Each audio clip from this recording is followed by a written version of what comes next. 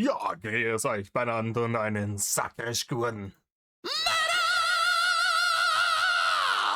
Jetzt Kasperl! Leute, ähm, ich hab Urlaub. Deswegen habe ich jetzt Zeit. Und deswegen nehmen wir heute diesen Ding auf. Video. Reaction auf die nächsten Meinungsvideos. Bedeutet aber auch, wieder sind wieder ein paar Tage dann dazwischen, weil ich ein paar Tage nicht im Land bin. Ne? Also nicht erwarten, dass jetzt hier nach dem Video gleich noch eins kommt. Dauert noch ein paar Tage. Wenn ich wieder da bin, dann mal wieder harte Arbeit. Richtig. Worum ging es jetzt hier nochmal? Warte. Komm. Den hier mal erst weg. Waschmittel geht's. Es geht um Waschmittel. Ich weiß es nicht. Also mal ab und zu wird er schon gewaschen haben. Ich nehme an, dass Reini, sagen wir mal, eher einen unterdurchschnittlichen Waschmittelverbrauch hat. Man hat es daran erkannt, dass er stellenweise halt wirklich 2-3 Wochen immer dieselben T-Shirts anhatte.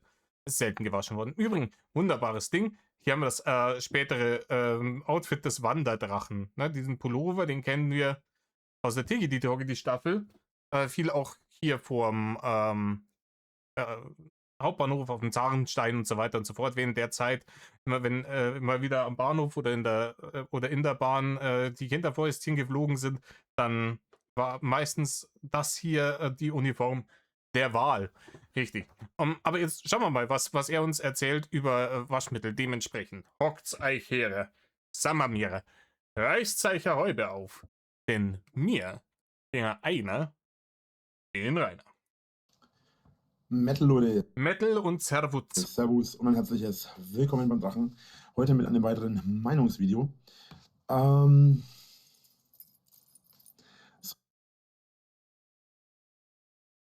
Schaut hier, ich habe hier diese Kette, die hat mir meine Edzardler erfundene Freundin geschenkt. Glaubt mir das bitte. So, ich habe heute das Thema Waschmittel. Und zwar deswegen, weil ein Kumpel von mir meinte, ich soll doch bitte ein Video über das Thema Waschmittel machen. Ah, Kumpel hat gesagt.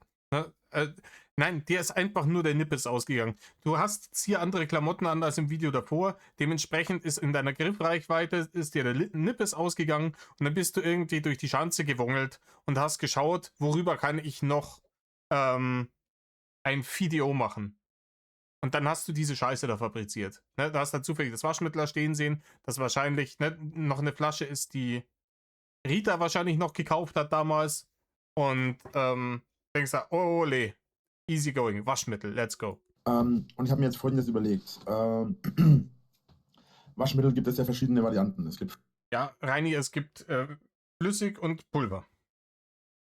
Und diese Waschmittel Dinger, wie nennt man die, diese Packs, diese Kissen, Waschmittelkissen, die man einfach nur in die Trommel wirft, die sich dann da auflösen sollen, die sind Flüssigwaschmittel, Rainer. Die zählen für mich als Flüssigwaschmittel halt in einer teureren Verpackung. Ja? Es ist dasselbe, was der Hersteller in seine Flasche füllt, nur er füllt es in diese Dinger, davon passen weniger in die Verpackung rein, dementsprechend kann das teurer verkaufen.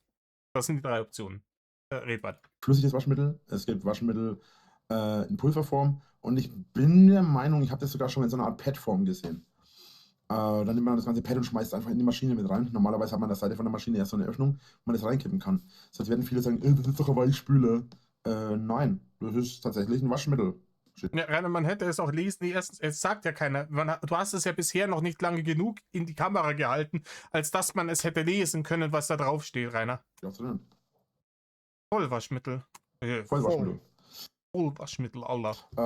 Es gibt natürlich jetzt in erster Linie flüssiges Waschmittel und es gibt Pulver für Waschmittel und es gibt dann natürlich noch den Weichspüler. Den Weichspüler machen wir anders mal. Ja, das wäre Verschwendung. Also das wäre Verschwendung für ein gutes Video. Das extriges Video nochmal extrige AdSense-Barren abgreifen. Na. Ja, egal wie themenverwandt die 2 Dinge sein mögen, man macht immer 2 Videos drauf. Wir wissen das spätestens, seitdem er ein Video gemacht hat über die Schutztasche für seine Mundharmonika. Eventuell, aber heute machen wir mal das Waschmittel. Zunächst mal, was ist mir lieber? Waschmittel in Pulverform oder Waschmittel in, wie jetzt in dem Fall hier, flüssiger Form? Ist mir also vollkommen Wayne. Ich benutze immer Flüssigwaschmittel, aber was du da benutzt, um deine Zeltplanen großen T-Shirters zu waschen, ist mir eigentlich ziemlich wurscht. Ehrlich gesagt ist es mir ziemlich egal. Hey, Rein und ich sind uns einig in was. Ich persönlich kaufe normalerweise das Fertigwaschmittel, also das Pulverwaschmittel. Das Fertigwaschmittel. Die sind alle fertig, Rainer. Die musst du nicht noch zu Hause zusammenrühren. Ne? Die 2 Komponenten Waschmittel. Und zwar meistens kaufe ich mir Persil. Aber ehrlich gesagt, ich achte gar nicht drauf. Ich kaufe mir einmal. Joke. Meistens kauft er Persil. Die Flasche, die er da hat, ist hier von jeden Tag. Ne? Oder zweimal im Jahr ein Päckchen Waschmittel. Für mich alleine reicht das. Und ja, das ist ja so ein riesiger Container. Ich kaufe mir halt meistens so ein überfülltes Teil. Und das ist ein- oder zweimal im Jahr kaufe ich mir so ein Päckchen. Das reicht mir im Normalfall für mich. Ganz ehrlich, ich wette was. Diese Flasche, die er da jetzt in der Hand hatte, die ist mindestens schon ein Jahr alt. Ich alleine. Zumal. Zumal du so gut wie nie wäschst, weil du dir denkst, Alter, wenn ich hier für mich alleine in der Schanze vor mich hinstinke, stört's ja sonst niemanden. Du magst da einen Punkt haben, weil ne, so eine Waschmaschine laufen lassen, das ist hier wieder unten tackert der ne, der Prepaid-Stromzähler fleißig vor sich hin. Und einmal Waschmaschine, da kannst du auch stattdessen die 1,5 Stunden läuft dann der PC stattdessen. Hat man sich schnell entschieden, wofür man dann die mühsam erbettelten Strombarren eher investiert. Ne? Dann stinkt man halt ein wenig. Ja, brauche ich normalerweise auch nicht viel. Das hier habe ich jetzt zum Beispiel geschenkt bekommen von, ich nehme mal an, Hatern. Die haben mir das einfach zugeschickt, weil es wieder mal gut jeder Tag ist. Ne? Das ist dieses typische jeden-Tag-Marke. Ja, genau. Kann das sein, dass er es auf irgendeine Liste gesetzt hat. Und die Hater haben mir das einfach zugeschickt, weil sie mich damit wieder verarschen wollten oder ärgern wollten, was weiß ich. An sich muss ich sagen, kam mir das ganz gelegen, weil im Moment meine Waschmaschine nicht mehr geht. Ja, dann kann man auf jeden Fall Waschmittel brauchen, wenn die Waschmaschine nicht geht. Und da ist das Flüssigwaschmittel tatsächlich besser, muss ich ganz ehrlich sagen. Weil Rainer, wenn die Waschmaschine nicht geht, ist scheißegal, welches Waschmittel du da reintust. Die geht ja nicht. Das ist ja, wenn ich einen kapitalen Motorschaden am Auto habe, dann ist es dann auch wurscht, ob ich jetzt Benzin oder Diesel reinkippe. Das Kind ist bereits in den metaphorischen Brunnen gefallen, Rainer. Weil wenn du jetzt mit der Hand waschen musst, die Sachen, finde ich das Flüssigwaschmittel viel besser. So erwischt dann mit der Hand. Aber da stellt's nur euch vor. Legst du es dann in der Badewanne ein und dann hat es ein Waschbrett. Oder gehst du runter an die Aura und schlägst es auf den Stein.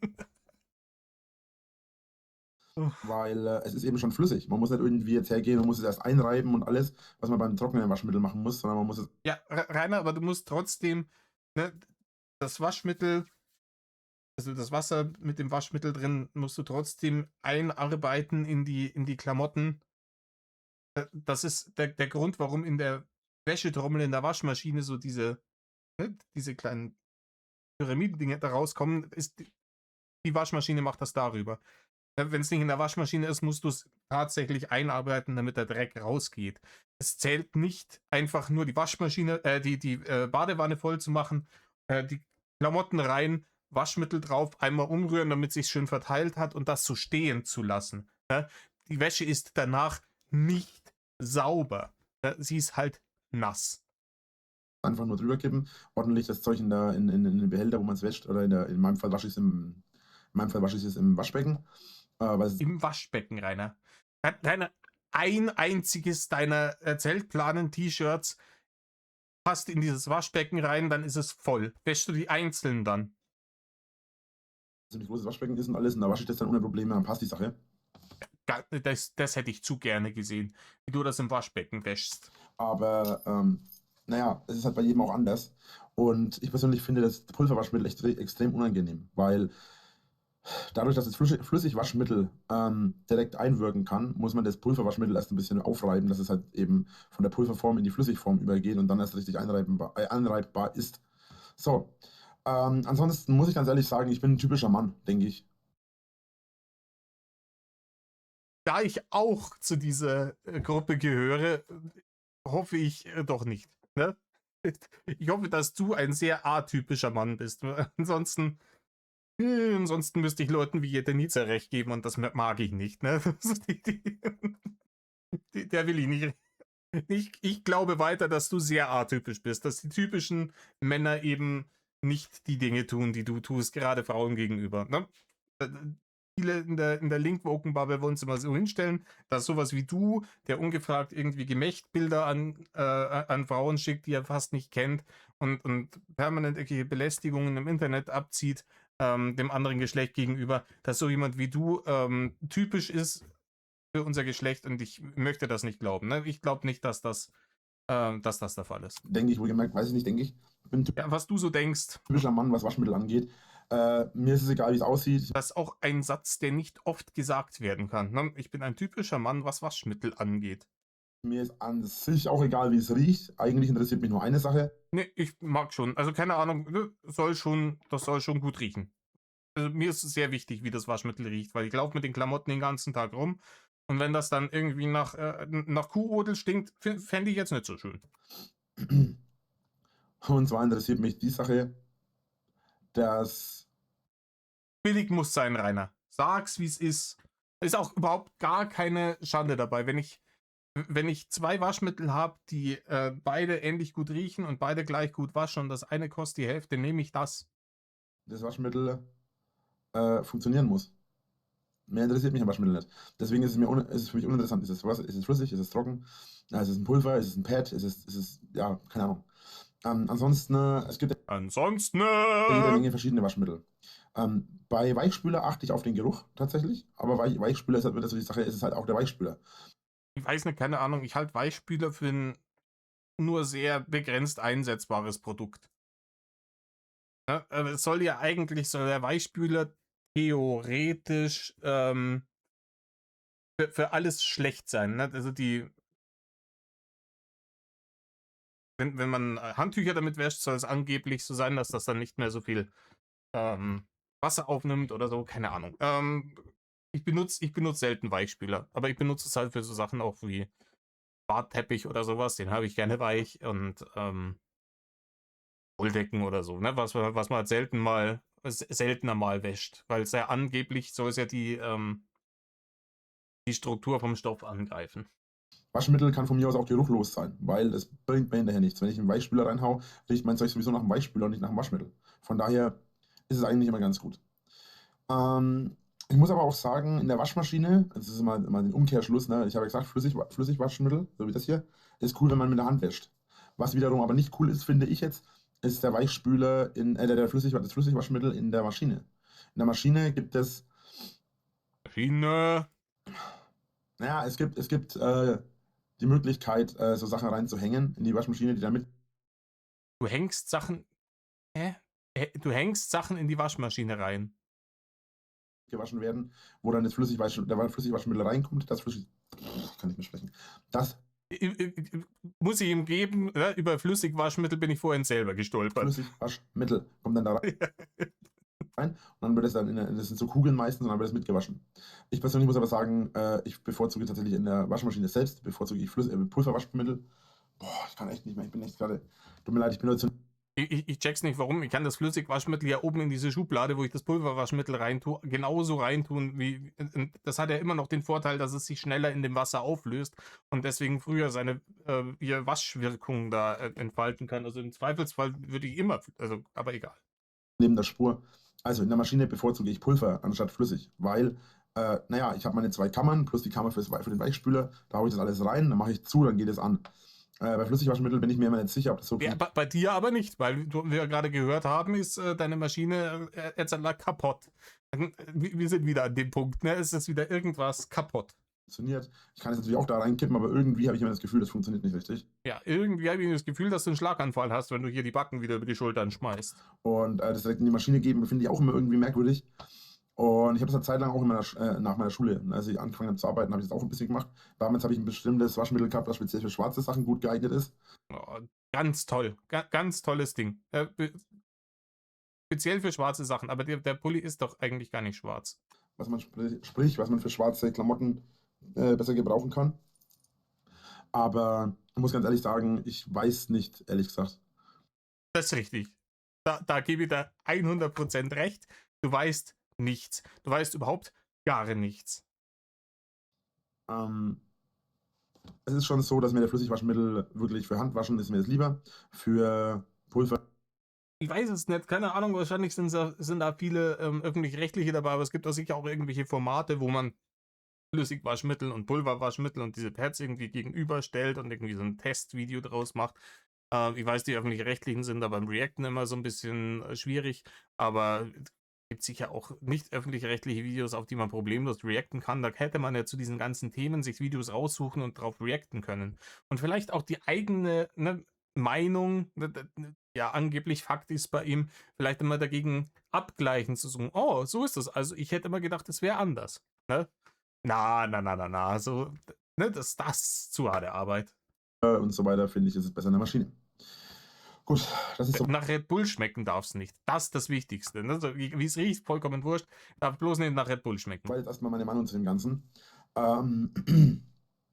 Wie gesagt, Waschmittel hat ja irgendwie immer auch Geruch. Ich finde, an sich ist es eigentlich okay. Aber wie gesagt, man merkt es meistens sowieso nicht, wie das Waschmittel riecht, finde ich. Weil, wenn ich Weichspüler reinhaue, riecht es im Normalfall nach einem Weichspüler.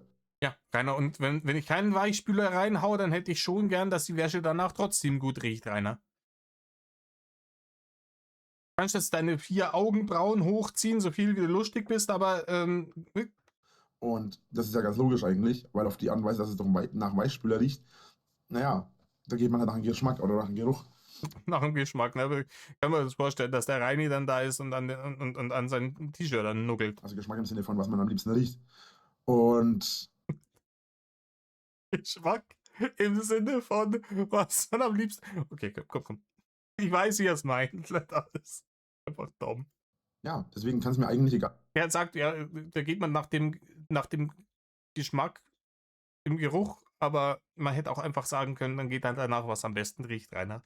Du gehst im Kopf wieder um 3 weitere Ecken, die überhaupt nicht notwendig sind. Sein, wie das Waschmittel riecht. Ich verstehe sowieso nicht.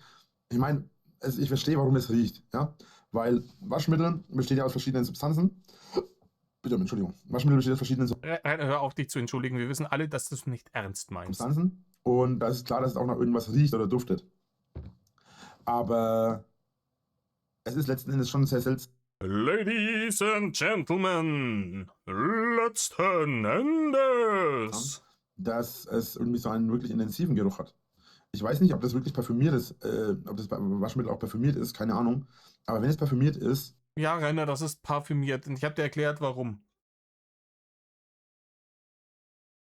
Das ist jetzt immer so ein Gedankengang. Dann verstehe ich jetzt nicht, warum. Weil Waschmittel, alles schön und gut. Aber es wird ja letzten Endes sowieso vom Beispiel. Letzten Endes benutzt halt nicht jeder Mensch Weichspüler, Rainer. Begreifst du das? Das Weichspüler ist, zu benutzen ist optional. Und manche Leute mögen das dann halt nicht. Übertönt, im Normalfall. Wobei, es gibt Menschen, die benutzen keinen Weichspüler. Und es Rainer, du hast die Erkenntnis. Aber jetzt kommt aber. Es gibt auch bestimmte Klamotten, die man, glaube ich, ohne Weichspüler wäscht. Ich bin mir nicht ganz sicher. Mir persönlich ist es egal. Ja? Ob weiße Klamotten, schwarze Klamotten, grüne Klamotten, blaue Klamotten. Ich hau alles in die Waschmaschine und wasche es. Punkt.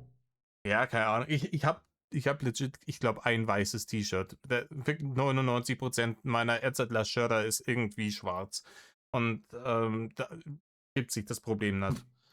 Ich habe auch bisher noch nie das Problem gehabt, dass meine Klamotten auf irgendwas abgefärbt haben. Also, ich trage im Normalfall, jetzt habe ich zwar einen grauen Pullover an, aber. Henny, das ist auf dem Niveau, auf dem du deine Sachen dreckig machst, merkt man das nicht mehr. Wenn du so ein T-Shirt mal einfach 2 Wochen am Stück anhattest, dann ist es auch relativ einerlei, ob das ein bisschen abfärbt, ne, beim Waschen. Ich trage im Normalfall ohnehin immer schwarz. So, aber ich habe im Normalfall nie das Problem, habe ich nie gehabt, ich habe im Normalfall nie das Problem, dass ich meine Klamotten. Klamotten,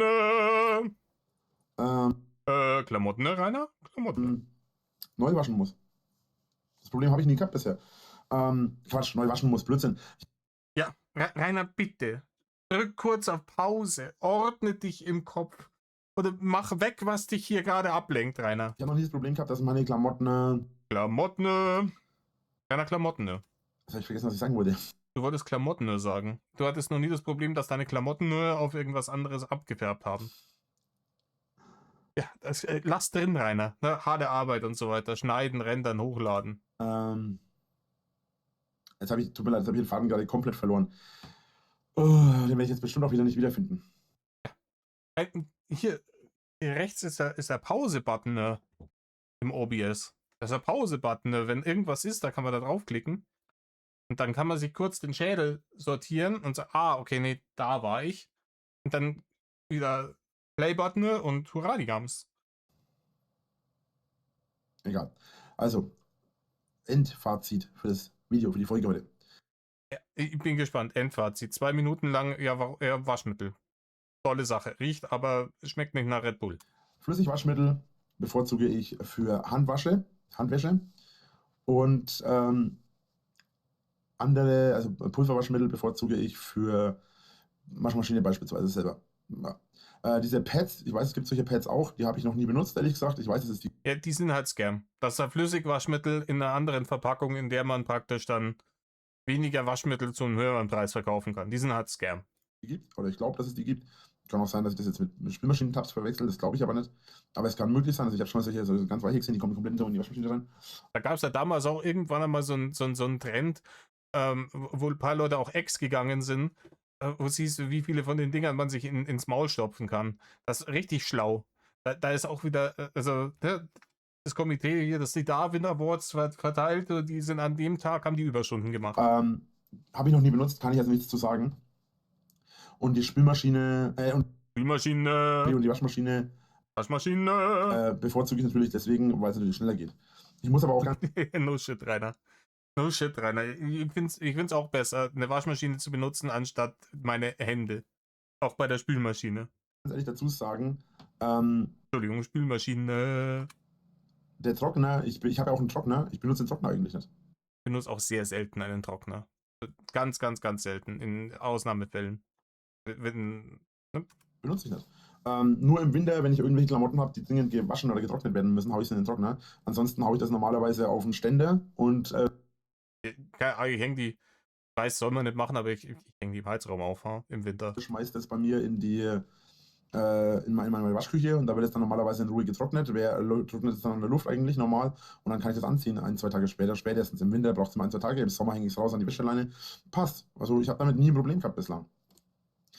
Na gut, das wäre soweit erstmal alles für mich. Dann danke ich euch fürs Zuschauen. Ich hoffe, ihr seid im nächsten Video wieder mit dabei. Bis dahin, euer Drache, haut rein, tschö und bis dahin. Die Dulli-Geste, ich hasse. Es ist, wie er dann auch schaut. Er hält das wirklich für cool. Wenn er hier die Wurstfingerchen hier mit den. Er hält das wirklich für cool. Er hält sie dann da für den großen Samurai, ja? Wo sind wir denn? 23 Minuten, Leute. 23 Minuten ist ja keine Zeit nicht für ein Video, hätte ich gesagt gehabt. Schauen wir doch mal, was er als nächstes macht, ne? Also worüber uns als nächstes aufklärt, der gute Reini. So, da sind wir wieder. Das kenne ich, glaube ich, auch schon. Er erzählt hier über Fidget Spinner. Ich glaube, das kenne ich schon. Aber nichtsdestoweniger. Hau mal rein. Metal, Leute. Metal und Servutz, Rainer. Ist das an einem anderen Tag aufgenommen worden oder ist der zu warm geworden im Pullover? Hier, Outfit hat sich jetzt vom vorletzten auf das letzte und jetzt wieder von diesem auf, ne, vom letzten auf dieses, ne, hat sich das Outfit geändert. Ich nehme stark an, dass dieses eine 10-Minuten-Video aufnehmen über Waschmittel, dass ihn das schon körperlich so belastet hat, dass er definitiv da hat er Pause gebraucht. Ich musste am nächsten Tag das nächste Video aufnehmen, weil 10 Minuten harte Arbeit am Tag ist halt das halt nicht zumutbar. Servus und herzliches Willkommen beim Drachen. So, wir sind heute wieder in einem Meinungsvideo. Ich habe schon mal angekündigt, das werde ich jetzt kurz nochmal sagen. Ich habe überlegt, wie ich es mache. Und dann hast du es anders gemacht wahrscheinlich. So, Rainer, ich habe zum Beispiel jetzt gerade einfach auf Pause gedrückt. Ne? Ich musste kurz unterbrechen, mich um was kümmern und jetzt habe ich auf Pause gedrückt. Jetzt geht es wieder weiter. So einfach kann das gehen. Was genau stellen wir an? Machen wir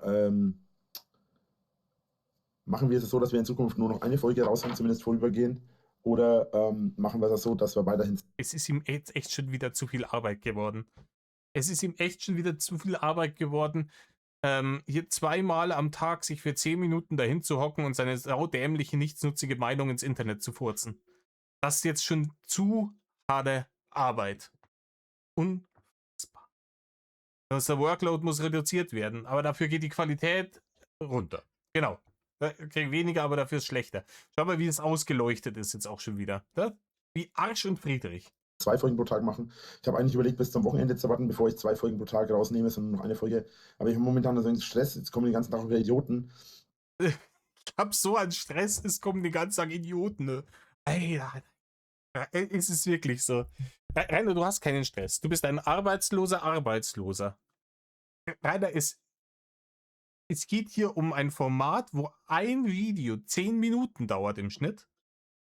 Und ob du davon 2 am Tag aufnimmst. Ich sag dir, was los ist. Du hast hier bei der Waschmittelnummer davor festgestellt, oh shit, mir geht langsam hier der Nippes aus. Und wenn ich in dem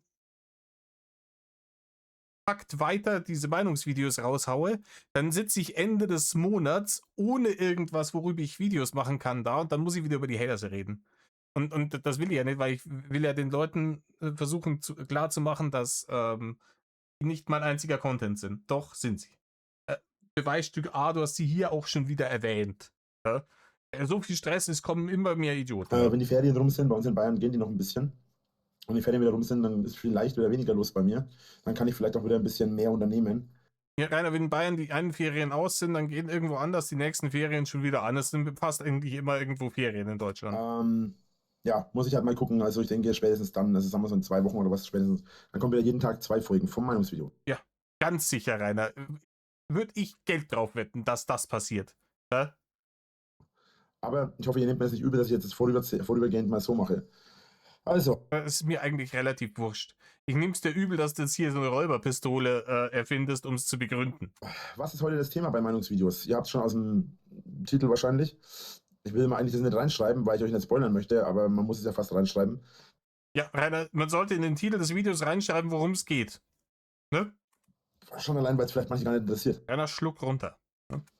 So, meine Meinung zu Fidget Spinnern ist heute gefragt. Nein. Deine Meinung war in keinem einzigen dieser Videos gefragt. Ja, das ist ein Teil der Kritik, den die Kackhater bei dir anbringen und warum wieder so viele bei dir vor der Schanze stehen, ist, dass niemand dich darum gebeten hat, diese Scheiße zu machen. Ich habe mehrere verschiedene Fidget Spinner. Ich habe jetzt gerade bloß 2 hier. Ich weiß gar nicht, wo die anderen sind. Dass der Mann, der im Übrigen dauernd jammert, dass er so wenig Barne hat, der Alltagsgegenstände und Lebensmittel auf seine Amazon-Battle-Liste gesetzt hat und so weiter und so fort, ne? Der kann sich's leisten, einfach sackweise Fidget Spinner zu kaufen. Man muss Prioritäten setzen, Rainer, auf jeden Fall. Ja, auf jeden Fall habe ich jetzt gerade 2 hier. Das ist einmal der hier. Den habe ich vor einigen Jahren geschenkt bekommen. Ich glaube, die sind gar nicht mehr legal, oder? Mit den, wenn die so Spitzen haben. Keine Ahnung, weiß ich nicht. Ist so ein Naruto-Style-Teil. Ne, steht Naruto drauf. Ist so ein Fidget Spinner. Ist krass. Ich glaube, man kann diesem Mann wirklich alles verkaufen, wenn man einfach nur Naruto draufschreibt. Ja? Du musst einfach von irgendeinem Anime, den er kennt, musst du da den Titel draufschreiben. Du kannst ihm echt alles verkaufen. Ich glaube, wenn der Hund bei ihm vor die Schanze geschissen hat, und er hast ein Fähnchen reingesteckt, wo Naruto draufsteht, dann hätte er dir Geld für diesen Haufen gegeben. Im Naruto-Stil. Soll quasi so ein Shuriken sein. Und dann habe ich noch den hier. Den habe ich auch vor einiger Zeit geschenkt bekommen von einer Bekannten. Die haben mir den, ich glaube, ich muss jetzt überlegen, war es Weihnachten oder Geburtstag? Ich bin mir gerade nicht sicher. Auf jeden Fall war das auch ein Geschenk. Und richtig cool auch das Teil. Das sieht so richtig geil. Schmeckt nicht nach Red Bull. Richtig geil aus. So. Ich mag ja diese Fidget Spinner mit diesen, ich weiß gar nicht, wie das nennen soll, also von diesem Ölfarben-Look, sag ich mal, wo diese verschiedenen Farben sich reinspiegeln. Regenbogen-Look, ne? Regenbogen. Je nachdem, wie man ihn hält, hat er eine andere Farbe. Es ist so richtig geil. Es ist ein richtiges, ja, ich finde solche Farben cool. Gut, was ist meine Meinung zu Fidget Spinnern? Sind cool. Am besten entweder bunt oder es muss irgendein Anime draufstehen. Ich habe die Teile zeitlang sehr gefeiert. Ich habe 5 oder 6 Stück und muss aber dazu auch sagen, wie viele Hände hast du? Dass es ja ziemlich viele Probleme mit den Fidget Spinnern gegeben hat. Die sollten eine Zeit lang, glaube ich, auch verboten werden, hat ein Kumpel zu mir vor kurzem gesagt. Ja, die halt gefährlich sind, die irgendwelche Spitzen, so wie dein Naruto-Ding. Ja, die wollte man, ich weiß nicht, ob man das dann irgendwann auch gemacht hat, aber die wollte man halt aus dem Verkehr räumen, weil man die Verletzungsgefahr gesehen hat. Der mich auch auf die Idee gebracht hat, da mal ein Fidget Spinner-Video drüber zu machen. Also so ein Meinungsvideo. Zunächst mal, sie sehen ja offensichtlich auch komplett unterschiedlich aus. Wir haben hier den einen mit den komplett abgerundeten Dingern. So, ist aber auch komplett aus Metall. Das gleiche gilt für den hier. Bei ihm hier sieht man auch perfekt das Kugellager. Natürlich muss man die Weiß nicht, ob das so ein Qualitätsmerkmal ist, wenn ich bis aufs Kugellager reinschauen ab kann. und zu mal ölen. So. Ich habe aber auch welche aus Plastik. Ich habe mal einen aus Plastik gehabt, der ist relativ schnell kaputt gegangen, weil No shit, Rainer. Wir sind wieder dabei, ne? Er ist kaputt. Und was ist damit passiert? Ja, kaputt? Alles das kaputt. Problem ist, der hatte auch ein Kugellager. Es war zwar mit Metallkugeln, aber das Kugellager selber war an sich aus Plastik und nicht aus Metall. Und es hat relativ schnell den Geist aufgegeben, Deswegen baut man die Dinger eigentlich aus Metall. weil sich das Plastik sehr schnell an den Metallkugeln abgerieben hat. Was eigentlich logisch ist. War ein bisschen merkwürdig, war ein Fehlkauf, hat aber auch nur einen Euro gekostet. Ist trotzdem Jetzt weißt du, warum es nur einen Euro gekostet hat, Rainer. irgendwie ein verschwindeter Euro gewesen. So. Ja, aber er kommt da selber auch nicht drauf, oder? Der Gedanke wird nicht weitergesponnen zu sagen, ich habe jetzt gelernt, wenn irgendwas verdächtig günstig ist, ist es höchstwahrscheinlich ein Klump. Nein, Was ist genau jetzt bei Fidget Spinnern so besonders? nichts, Rainer. Es ist OG genau gar nichts Besonderes an den Dingern. Zunächst mal, Die drehen sich. Da ist ein Kugellager drin, das Ding dreht sich. Fertig. ja, Fidget Spinner Schmeckt nicht nach Red Bull. Es sei nur aus Red Bull drüber geschüttet. sind halt, Bitte Spinner. naja, sind im Prinzip ein netter Zeitvertreib, aber wirklich was mitmachen kann man ja eigentlich nicht. Man kann ein paar Tricks machen. Ja. Ja, das kann ich jetzt wahrscheinlich nicht. Ja, hab's lange nicht mehr gemacht. So, Dir ist das jetzt gerade in den Sinn gekommen. Du erzählst uns, du hast es lange nicht mehr gemacht. Ja, noch nicht, Rainer. auf der Nase machen hier. Das geht mit dem hier sowieso schwierig. Da ist natürlich auch so. Weiter, mach's mit dem anderen. Ne? Und danach muss er zum Seearzt. Das ist unfassbar. Beim letzten Mal ist er irgendwann, beim vorletzten Video, ist er auf den Trichter gekommen zu sagen, Digga, ich mache jetzt hier Handy auf lautlos, wenn die Videoaufnahme läuft. Ein Video später ist diese Erkenntnis schon wieder verpufft. Ich habe vergessen, mein Handy zu muten. Ich bitte Ja, richtig, Rainer. Offensichtlich. Aber rausschneiden ist keine Option. Na, das wäre zu harte Arbeit. um Entschuldigung. Hör auf, dich zu entschuldigen. Mach's besser. Niemand kauft die Scheiße mehr ab, wenn du dich jetzt permanent dafür entschuldigst. Jedes Mal ist dieselbe Scheiße. So. Ja, jedenfalls. Oh, was machen das jetzt hier? Tut der Hintern weh auf den Stuhl. Rainer, das liegt daran, dass du 230 Kilogramm wiegst und die Schwerkraft der Erde dann halt, ihr Übriges tut. So, lange Rede, gar keinen Sinn. Es ist auf jeden Fall. Aber den anderen Stuhl, den hast du ja kaputt gemacht, weil du vorher zu dämlich warst, zu lesen, für wie viel Kilo der ausgelegt ist. Ich hab's mal nachgeschaut, ich hab's auch nicht mehr im Kopf, aber da war weit drüber. Ja, da war richtig weit drüber. Ich glaube 120 oder sowas war da Maximum in dem Bereich. Das sind dann, glaube ich, schon die viel aushalten. Da ist er easy 100 Kilo drüber. Ein ziemlich cooler. Es ist ein ziemlich cooler Fidget Spinner, muss ich sagen. Ich finde es richtig genial. Und das muss man sich dann halt auch, ne? Man muss halt auch wissen, wenn man sich hier so eine Körperfülle angegrast hat. Alter, Fingernägel an. Das ist ein Albtraum, Digga. Ich habe Zombies bei The Walking Dead gesehen, die hatten sauberere Fingernägel als das da. Bild. Okay, ne, wo jetzt hab ich den Faden verloren, Digga. Achso, ja, genau. Bevor man sich so ein Körpervolumen angegrast hat, da sollte man sich Gedanken drüber gemacht haben, dass das vielleicht auch das Leben teurer macht. Ja, nicht nur für die überflüssige Kalorienzufuhr, sondern halt eben, weil die Welt, in der wir leben, halt nicht für Elefantenbabys gebaut wurden. Dass du dann vielleicht einen teureren Gaming-Stuhl brauchst, weil es Spezialanfertigungen sind mit anderen Materialien, damit die das Gewicht aushalten. Dass du halt größere Spezialanfertigungen auch bei Klamotten oder sowas brauchst.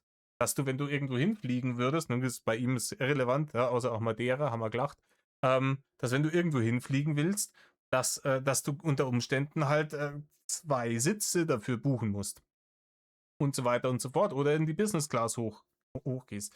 Dass Dinge teurer werden, wenn man halt so krass aus dem Rahmen fällt, ne? Oder du sitzt halt dann da auf deinem alten Küchenstuhl, von dem du die Rückenlehne weggemacht hast, weil ansonsten, ne, das Arschgebirge nicht draufgepasst hätte und dann verschwindet der aber halt in der Ritze. Das ist unangenehm, Rainer. Und man kann halt auch richtig schön mitspielen. Aber wirklich sinnvoll sind die Teile halt eigentlich nicht. Weil letzten Endes angeblich Letzten sollen Endes! sie, glaube ich, gegen ADS oder ADHS helfen. Wie sollen die denn gegen ADHS helfen? Ich weiß, keine Ahnung, wenn Leute so nervös sind, aber die spielen ja eh immer mit irgendwas rum. Also, ob ich jetzt nervös mit diesem Fidget Spinner rumspiele oder mit einem Kugelschreiber oder sonst irgendwas, ist ja relativ Wayne. Es hilft halt nicht dagegen so, sondern man gibt denen halt dann was in die Hand, damit die Finger beschäftigt sind. Aber davon wird es ja nicht besser. Aber inwieweit das der Fall ist, ich habe keine Ahnung. Ja, du hast keine Ahnung, weil du hast auch kein ADHS.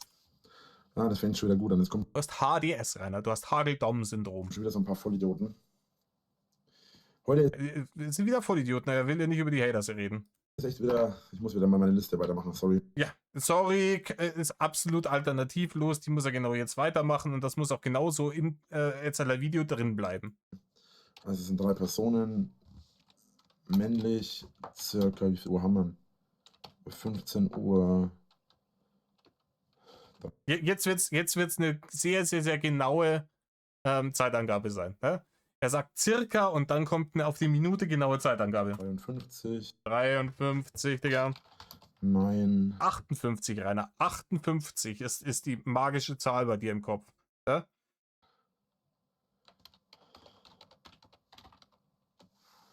So.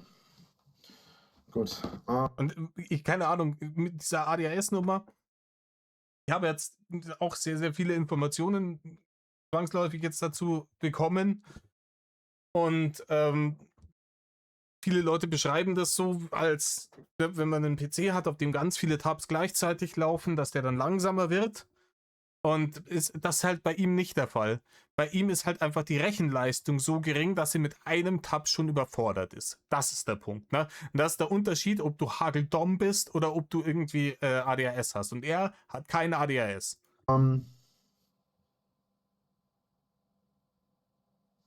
Was genau wird das jetzt? Keine Ahnung, haben sie sich eine halbe aufgemacht oder Zigaretten angezündet vielleicht. Ne? Das sind die üblichen Dinge, die Leute halt da gemacht haben, wenn die da aufgeschlagen sind. Ich glaube kaum, dass sie irgendwie großes Belagerungsgerät aufbauen. Weiß mal, aber sicher gehen mir die auf die Nerven. Die waren vorhin schon mal da und davor auch schon mal. Das sind natürlich das 3. Mal da. Ja, 20 Mal, die laufen eigentlich mehr oder weniger immer ums Haus rum. Und immer wenn sie ins Bild kommen, dann sind sie erneut wieder da. Die sind jetzt das erste Mal hier gewesen, irgendwann um 13:30 Uhr oder sowas. Also irgendwann in dem Zeit. Rainer, du hast doch deine Liste offen, lies doch nach. Wenn du schon permanent deine scheiß Videoaufnahme dafür unterbrichst, diese Liste zu verfassen, du sie ja offensichtlich auf dem zweiten Bildschirm hast, dann lies doch nach, wann die gekommen sind. Das hört sich für mich schon wieder so an, als würdest du Lülülü-mäßig dir einfach was aus dem Arsch ziehen. Ich bin heute schon zum 3. Mal da. Trust me, Bro. Walla-Garantie. Raum, wo ich aufgehört habe zu streamen und jetzt schon wieder. Und ich versuche in Ruhe mein Video zu machen, meine Arbeit zu machen. Aber ich kann nicht in Ruhe meiner Arbeit nachgehen, weil die alle 5 Sekunden hier rumstehen und hier rumschreien. Ich höre nicht ein einziges Wort. Und stehen ist nicht verboten. Da draußen zu stehen ist nicht verboten und man hört sie nicht. Wenn die da schreien würden, müsste man das ja hören. Wir haben ja auch deinen Nachbarn gehört, der vorbeigefahren ist und dergleichen. Man hört auch deine Alarmanlage, wenn du die anmachst, auch von draußen. Die Dinge hört man alles. Das Einzige, was man immer nicht hört, ist dieses ominöse Geschrei, von dem du immer erzählst, dass hier die Erzerlack-Hackhader rumplärren und Lärmbelästigung begehen. Die ganze Lärmbelästigung geht meistens nur von dir aus. Wie so ein paar Haufen kleiner Kinder, die mir hier tierisch auf die Nüsse gehen. Und dann kommen sie mal her und meckern, dass ich nichts zu arbeiten habe, obwohl die schon seit 13 Uhr, 14 Uhr hier rumrennen. Ich erkläre es jetzt nicht nochmal. Ne? Sorry, aber so läuft das halt immer nicht. Naja. Doch, Rainer, genau so läuft das. Ne? Die haben normale Jobs, die sind nicht von ein Video oder 2 Videos à 10 Minuten am Tag aufnehmen so dermaßen überfordert, vor allem in diesem Format, ne?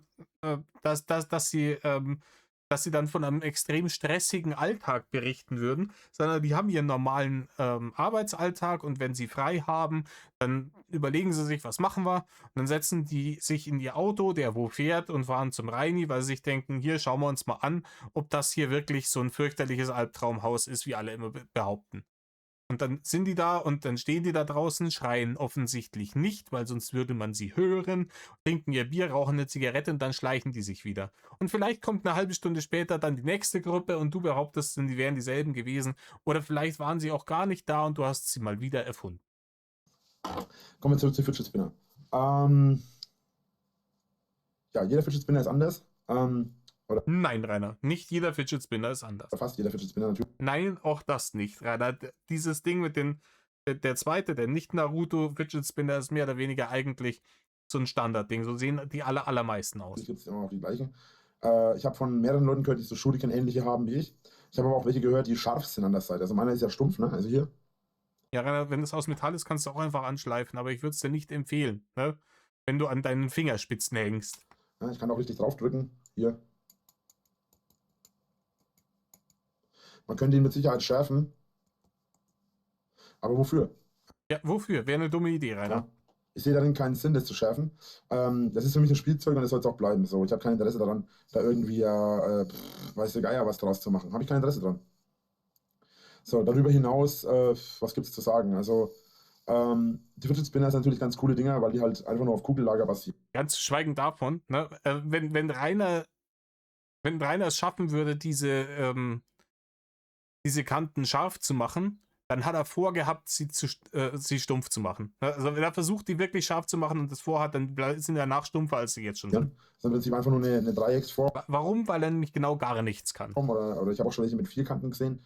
Einfach eine Art Propeller, der halt quasi am Kugellager ist und halt in dem Kugellager gerollt ist, wo man, wenn man ihn drückt, man merkt schon, wenn man zuhört, der ist definitiv nicht gut geölt, den muss ich mal wieder ölen. Ja. Ist nicht passiert. Ne? Kannst aber vielleicht ein bisschen was hier, wie im letzten Video hier von seinem Achselschmand reindrücken. Das ölt das sicher. Aber an sich sind die Teile halt echt cool. Also ein Kugellager ist sowieso ein ziemlich interessantes Instrument, eine ziemlich interessante Erfindung, weil durch Kugellager können wir viele Sachen machen. Ohne Kugellager würden zum Beispiel Autos nicht funktionieren. Ohne Kugellager würden... Alter, er hält sein Publikum für genauso beschränkt, wie er selbst ist, ne? viele verschiedene Geräte nicht funktionieren auf der Welt. Viele mechanische Maschinen vor allem. Mechanische Maschinen, Rainer. Und ich muss halt echt sagen, Kugellager ist echt eine coole Erfindung. Ja, Rainer, aber ist jetzt auch nicht so deep. Aber Und Rainer, wenn ich was über Kugellager lernen will, dann schaue ich mir die Sendung mit der Maus an. Die erklären mir das, die machen da, ne, die haben dann da so Bilder, die mir das erklären, wie das funktioniert. Meistens haben sie noch so ein Modell.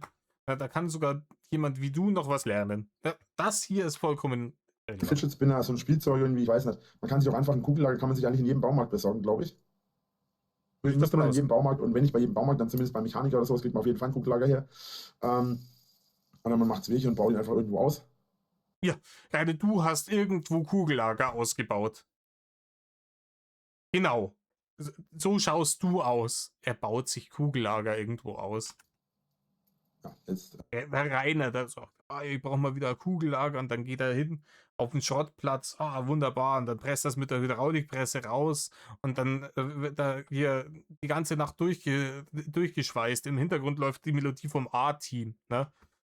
So ist das. Reißen sie irgendwo irgendwelche Äste ab und hängen sie an meinen Zaun. Na gut. So. Darüber hinaus gibt es eigentlich nicht wirklich was zu sagen zu die Kugellager, zu die Fidget Spinner an sich. Naja, es gibt ja die verschiedenen Designs. Mein Lieblingsdesign ist, glaube ich, das hier tatsächlich, diese abgerundete Form mit diesen Kugeln an der Seite. Ich habe auch noch einen, der leuchtet. Nein, du hast keinen Lieblings. Weil das wäre ja dumm, hast du gesagt. Ne? Es gibt vielleicht Fidget Spinner, die du magst, und Fidget Spinner, die du nicht magst. Aber Lieblings, das wäre ja... Da kann man quasi draufdrücken, dann fängt er an zu leuchten in verschiedenen Farben. Hat, ich glaube, 4 verschiedene Farben. Und ganz ehrlich, man muss da drauf so rumreiten, auf dieser Lieblingsnummer, weil er es dauernd sagt. Lieblings hier, das ist mein Lieblings da, mein Lieblingsband, mein Lieblings-Fidget Spinner, mein Lieblings-Aschenbecher, mein Lieblings-dies, das, Ananas, Monster Energy. Aber wehe, irgendjemand hat in seinem Streamer mal gefragt, hier so, Rainer, was ist eigentlich dein Lieblingseis? Ne? Dafür ist man gebannt worden. Zahlende Subscriber, Leute, die wirklich echtes hartes Geld nachgeschmissen haben, sind gebannt worden, weil sie gefragt haben, was sein Lieblingseis ist im Sommer. Rot, Blau, Gelb und Grün. Und man kann, wenn man einmal drückt, wird er, glaube ich, rot, beim zweiten Mal grün, beim dritten Mal blau, beim vierten Mal gelb, beim fünften Mal ist er wieder aus. Oder es sind auch nur 3 Mal und es gibt kein Gelb, ich weiß es nicht. Auf jeden Fall kann man ihn in verschiedenen Farben leuchten lassen. Blinken oder was geht, glaube ich, auch. Und dann, wenn man den dreht, dann hat man halt quasi neben den normalen Farben, die man sowieso hier hat, hat man dann halt auch noch die Blinkfarben. Mehr Farben und Blinken und dann ist reines Gehirn eines Dreijährigen wieder happy. Oder die Leuchtefarben. Gut. So, darüber hinaus, ja, sind Fidget Spinner eigentlich eine ganz coole Zeitverschwendung, Richtig cool, schmecken nicht nach Red Bull. aber halt im Prinzip auch nichts wirklich Interessantes. Ja, wunderbar. Dann können wir jetzt hier aufhören. Wenn die nicht interessant sind, warum nimmst du dann ein Video über die auf? Meine Meinung dazu, sie sind eigentlich sinnlos, sie sind eine coole Zeitvertreib, wenn man mal so ein bisschen, wenn man Ja, aber einen dabei hat so und im Zug sitzt oder so, dann kann man ein bisschen dran spielen. Aber zu mehr ist es auch nicht gut. Ich muss aber auch dazu sagen, dass ich mich tatsächlich nicht wirklich mit den Fidget Spinnern auseinandergesetzt habe. Was macht 10 Minuten Video über Fidget Spinner. Sagt mir am Ende, ich habe mich mit dem Thema eigentlich überhaupt nicht auseinandergesetzt. man mit Fidget Spinnern alles anstellen kann. Ja? Ich weiß, man kann ein bisschen damit rumspielen, man kann verschiedene Tricks damit machen. Auch hier, man hätte ein Reaction-Video machen können auf irgendwelche Leute, die jonglieren mit den Dingern. Es gibt doch sicher im Internet irgendwelche Fidget Spinner-Nerds, vor allem damals war das ja übel im Hype, das Zeug, die dann da ihre Videos hochladen, wie sie dann irgendwelche Tricks vorführen mit den Dingern. Gibt's doch, reagier doch da drauf, wenn du dich schon nicht auskennst damit. Ja. Das ist das Beispiel für einen nicht vorhandenen Trick. Das ist bestes Beispiel dafür, dass du offiziell Corpus Claudius bist. Das Ja, das ist nicht einmal ein richtiger Trick. Ja, man kann es auch so machen. Ja, so viel zu man kann es auch runterschmeißen. Na, Rainer, lass liegen, tritt sich fest. dem Thema. Jetzt schreien sie da draußen rum und haben mich abgelenkt. Ja.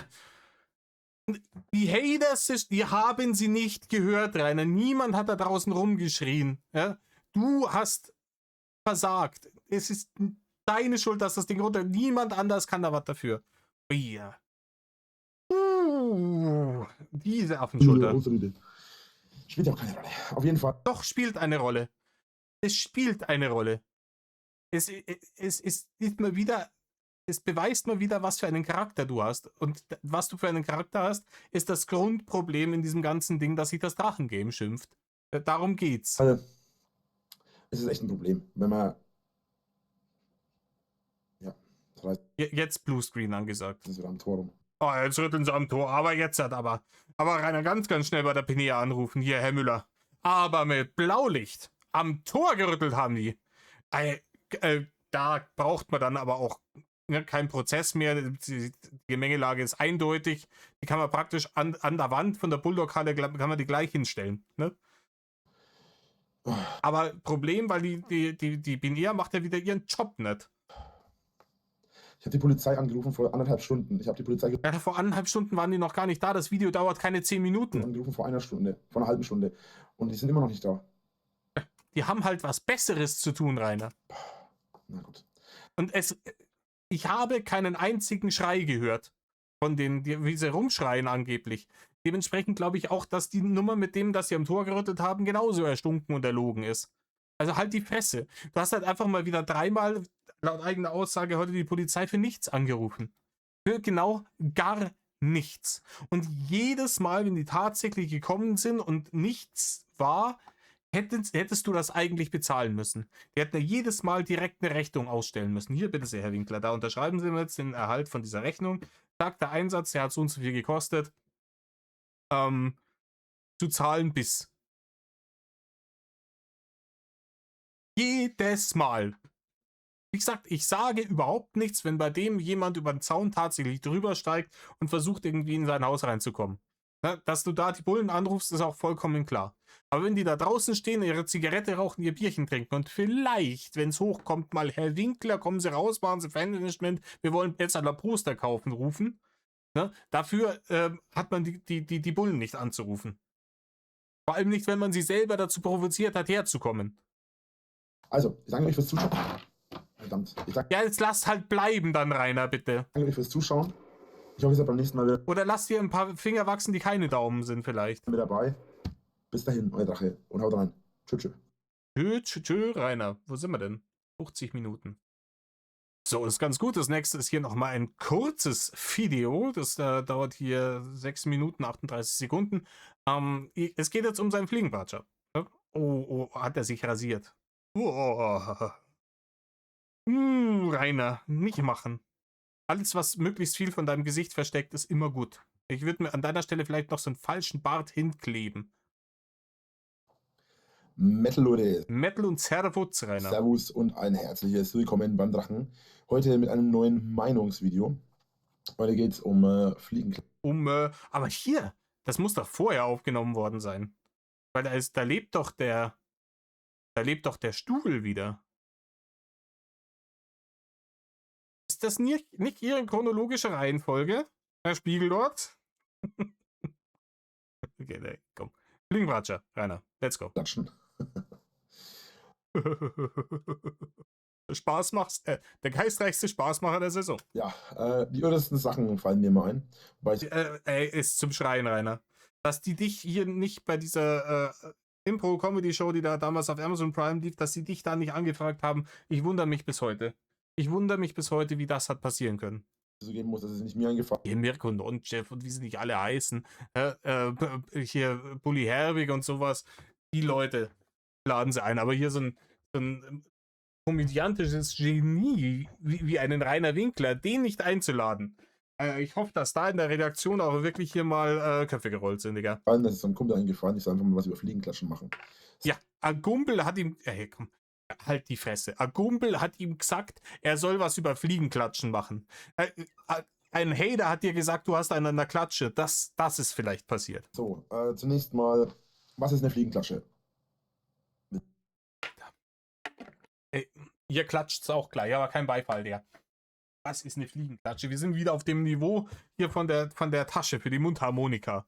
Und er grinst auch schon wieder so. Wollen Sie verarschen? Ja, ich erkläre. Ja, das ist das Problem, Rainer. Du willst uns hier verarschen, weil du willst dafür Geld haben. Du willst die Leute verarschen, das ist das Grundproblem damit. Tatsächlich, was eine Fliegenklatsche ist. Eine Fliegenklatsche ist natürlich dafür da, um Fliegen abzumurksen oder Insekten, welche Art auch immer. Ja, und eigentlich ganz schön brutal, wenn man sich drüber nachdenkt. Ne? So. Ja. Ja, ich habe vorhin im Garten verschönern gearbeitet und musste eine Bremse erschlagen. Das sind die richtig räudigsten Mistviecher einfach. Wenn man sich drüber nachdenkt, ganz schön brutal, weil ich möchte auch nicht unbedingt von einer Klatsche zerklatscht werden. Aber ja, ich bin auch keine Fliege, denkt man sich. Ja, richtig, Rainer. Das denkt man sich. Ich denke mir das nicht, ne? Ja, aber wir selbst, viele Menschen halten es für sehr grausam oder brutal, wenn man plötzlich zermascht wird. Ja, von einer, Ja, Rainer, das ist, weiß nicht, Wand. objektiv betrachtet, ist nicht schön. Oida. Da haben wir wieder ein richtig schönes Standbild. Ich habe jetzt wirklich hier viele Bilder von irgendwelchen Nörgel Plague Marines gesehen, so die waren hübscher als das. Die auf einen zukommt, von einer Decke, die runterkommt. Aber im Prinzip ist es nichts anderes als eine Fliegenklatsche. Es ist ja so, es gibt ja viele Varianten von Fliegenklatschen. Bei ihr Es gibt nicht so viele Varianten. Eine Fliegenklatsche ist eine Fliegenklatsche, Rainer. Das hat einen langen Griff und oben eine große Fläche, damit du fliegen. Was es gibt diese, aber die sind viel zu teuer für das eigentlich nur ein Joke ist. Diese Salt Guns, kennt ihr die? Wo man mit Salz irgendwie auf eine Distanz von, ich glaube, bis zu 2 Metern oder sowas dann halt irgendwie Mücken oder Fliegen irgendwie mit Salz erschießen kann. Ich habe sowas noch nie ausprobiert, weil die Dinger einfach wirklich unvernünftig teuer. Ne? Also wenn das Teil 10 Euro kosten würde, hätte man es als Joke mal mitgenommen. Aber so nicht. muss ich immer sagen, ich bin überrascht, dass die überhaupt so gut stabil ist, weil die ist wirklich stabil. Ich habe die schon eine Ewigkeit. Normalerweise habe ich immer das Problem, dass die hier immer abbricht mit der Zeit. Ja, Rainer, wenn du sie so behandelst wie das gerade, dann ja. Dann hat man das Problem, dass das da gerne mal abbricht. Aber wir sind wieder beim Thema. Alles, was er in die Peitschefingerchen kriegt, ist in kürzester Zeit halt kaputt. Aber die ist mittlerweile so flexibel und alles, dass die absolut kein Problem hat. Ja, und dass die ist nicht gebrochen, die hat keinen Riss, gar nicht. Ja, aber Kunststoff, Rainer, der wird mit der Zeit auch spröde. Ne? Irgendwann wird das Ding brechen. Und dann musst halt in den sauren Apfel beißen und wieder 50 Cent für eine neue Fliegenklatsche ausgeben. Die funktioniert einwandfrei und ich habe die jetzt bestimmt schon seit bestimmt 7 Jahren oder so. Muss ganz ehrlich sagen, ich bin beeindruckt davon. Es gibt aber auch Fliegenklatschen, die stabil sind. Also die sind vorne härter. Die kann man nicht so biegen wie die, aber die hier, die kann ich ja wirklich hier so. Ne? Die kann ich wirklich komplett biegen, weil die komplett flexibel und weich ist. Aber die meisten Fliegenklatschen oder die früheren Fliegenklatschen, als ich klein war, die waren einfach nur, ja, die waren relativ stabil. Es waren das hier ist Rainer, das war ein Teppichklopfer, mit dem dich dein Vater vermobbt hat wahrscheinlich. Das war keine so Fliegenklatsche. gummiartig. Und die waren eher so Hartplastik-Style. Und wenn man da ein paar Mal auf den Tisch geklatscht hat, um eine Fliege zu erwischen, dann sind die immer hier gebrochen. Wir sind wieder beim Grobmotoriker. Andere Leute haben dann vielleicht, können das irgendwie abwägen, mit wie viel Kraft sie dann zuschlagen. Ne? Die haben nicht einfach Vollgas oder nichts. Ja, kennt vielleicht der eine oder andere noch von euch, der in meinem Alter ist. Vielleicht auch Leute, die jünger sind. Und ja, ansonsten ist das Design von meiner interessant, weil die hat im Prinzip, Das ist eine 0815 Standard Fliegenklatsche, Rainer. Das ist überhaupt kein interessantes Design. die hat nicht einfach einen Streifen vor, sondern die hat wirklich so, naja, ein Kreuz, ne? Die hat quasi auf jeder Seite so ein, nicht wie so ein Kreuz aufgebaut. Und sorgt natürlich für zusätzliche Stabilität und ist gleichzeitig schön flexibel. Alter, ich sehe es brechen. Ich sehe es brechen vor meinem inneren Das Auge. Ganze ist sogar so flexibel, dass ich sogar hier hinten biegen kann. Und es absolut kein Problem gibt. Hat auch hier Löcher drin, damit es eben flexibel ist. Also prinzipiell, das ist ein bisschen verbogen, aber das Schmeckt nicht nach Red Bull, Rainer. bitte. Ja, also prinzipiell absolut kein Thema. Fliegenklatschen an sich finde ich persönlich eigentlich ein bisschen brutal, weil wie gesagt, ich möchte auch nicht unbedingt von der Fliegenklatsche erwischt werden. Du erwähntest das bereits, Rainer. Hindert mich aber irgendwie trotzdem nicht daran, die Fliegenklatsche zu verwenden. Ist richtig. Das zeigt mal wieder, wie wenig wir Menschen anderen Lebewesen Beachtung schenken, Lebewesen. die wir für geringer halten als wir selbst. Ja, Rainer, ist jetzt nicht so deep, Rainer. Es geht hier um Fliegen. Es geht hier um Fliegen. Eine davon legt hunderte Eier in einen Haufen Kuhscheiße rein. Da kommen die dann zu Hunderten raus. Wenn ich eine Fliege, die mir jetzt hier im Sommer vielleicht am Arbeitsplatz um die Rübe fliegt und mich dabei stört, wenn ich die wegklatsche, so, da wird die Welt nicht davon untergehen. Wenn ich dasselbe mit einem Arbeitskollegen mache, der mich mindestens genauso nervt, dann kriege ich schon ein Problem. Eigentlich hätten wir es schon verdient, mal irgendwie so in Ants oder Spiders oder auch Flies mal besiegt zu werden.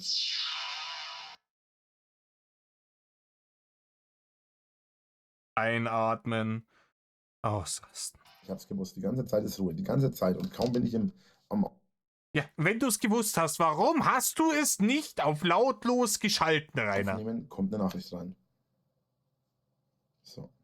So, Rainer, so. Also, die Fliegenklatschen an sich sind eigentlich immer ganz interessant. Es gibt auch elektrische Fliegenklatschen, die sind quasi, schauen im Prinzip aus wie ein die sehen eigentlich nicht aus wie eine Fliegenklatsche, sondern die sehen eher aus wie so ein Tennisschläger, nur in Kleinformat. Die sind dann ungefähr so ein, oh, Der ist auch ein nutzloses Spielzeug, meiner Meinung nach, ne? Change my mind, aber halt ich für ein dummes, nutzloses Spielzeug. gebissen. Die haben ungefähr so eine Fläche, haben auch so einen Stiel, sehen aber aus wie ein Tennisschläger in klein. Und die kann man einschalten und dann haben die so einen elektrischen Fliegeding drin. Kann man quasi durch die Luft hauen und dann kann man die Fliege quasi damit erwischen. Halte ich tatsächlich für sogar noch viel brutaler, wenn ich ehrlich bin. Es gibt auch diese Fliegenfänger mit dem Draht drinnen, die man sich irgendwo hinhängt, mit dem blauen Licht. Ne? Das geht auch. Ich habe auf der Wunschliste eine Zeit lang so einen Behälter gehabt. Das ist zwar keine Fliegenklatsche, darüber kann ich irgendwann mal sprechen. Ich hau mal noch mal auf die Wunschliste, weil das würde ich gerne mal wieder benutzen. Bei mir. Ja, selber kaufen, keine Option, aber wird auf die Wunschliste wird das gemeldet. Es ist nämlich lieber, als die Fliegen abzumurksen. Und zwar gibt es da so einen Behälter, da sind 4 Löcher drinnen. Sieht im Prinzip aus wie ein Becher. Hat dann quasi auf jeder Seite ein Loch, vorne, hinten und an den Seiten. Und einen Deckel drauf und dann kann man irgendwo hinhängen und dann fliegen da rein und kommen aber nicht mehr raus. Was dafür sorgt, dass man, naja, keine großen Probleme hat, dass die ganze Zeit rein und raus gibt, dass die ganzen Fliegen die ganze Zeit herkommen und dann stechen wollen oder sonst was. Die Fliegen stechen rein. Die Fliegen stechen überhaupt niemanden, weil das Fliegen sind. Und du kannst halt auch, keine Ahnung, du könntest ja Fliegengitter an die Fenster machen. Das ist das Problem auch gelöst. Oder auch Mücken sind es dann ja vor allem, die stechen wollen. Aber es hat echt Vorteile. Gut, darüber hinaus, was gibt es da noch zu sagen? Fliegenklatschen gibt es echt in vielen verschiedenen Formen. Ne? Es gibt Froschviecher, Fliegenklatschen, es gibt Fliegenklatschen in Mausform, in Katzenform. Die Formen selber sind eigentlich ja letzten Endes uninteressant. Richtig, Rainer, ich wollte es gerade anmerken. Wie lang die Aufzählung noch werden soll für eine absolut uninteressante Information, Rainer. Und bleibt eine Fliegenklatsche. Ich persönlich bevorzuge tatsächlich eine normale Fliegenklatsche. Und muss auch ganz ehrlich sagen, wie gesagt, ich finde es zu brutal eigentlich. Aber es hindert mich, wie gesagt. Die Fresse jetzt mit dem. bin ich dran. Was, wie gesagt, eigentlich eher mehr über mich aussagt, als über die Fliegenklatsche. Rainer, dass du dieses Video hier aufgenommen und hochgeladen hast, sagt sehr viel über dich aus. Es sagt vor allem sehr viel darüber aus, mit welchem Respekt du deiner Audience gegenüberstehst, ne? Bedauerlicherweise. Gut, dann würde ich an dieser Stelle erstmal sagen, vielen Dank Ja, bitte gerne geschehen, Rainer. und hoffe, ihr seid beim nächsten Video wieder mit dabei. Höchstwahrscheinlich. Aber hier die Nummer geht noch ein bisschen. Im nächsten Video weiß ich noch nicht, was wir machen. Vielleicht sprechen wir. Ich weiß es noch nicht, worüber wir sprechen. Wir sehen uns auf jeden Fall in der nächsten Folge. Bis dahin, euer Drache und haut rein. Tschüss. Tschö, tschö, Rainer. Tschö, tschö, tschö, tschö, tschö. Wo sind wir denn? Ha, genau eine Stunde. Ja, einwandfrei. Einwandfrei, Leute. Langsam ist die Verzweiflung wirklich, wirklich groß. Ihm geht wirklich jetzt echt endgültig der Nippes aus. Und ich bin gespannt, um was er sich als nächstes irgendwie dann Gedanken macht, was das nächste Meinungsvideo ist. Und ihr seid das sicher auch. Und dann sehen wir uns im nächsten Video. Bis dahin tut ihr nicht, was Rainer tut. Macht mir keine Schande. Und Medal off.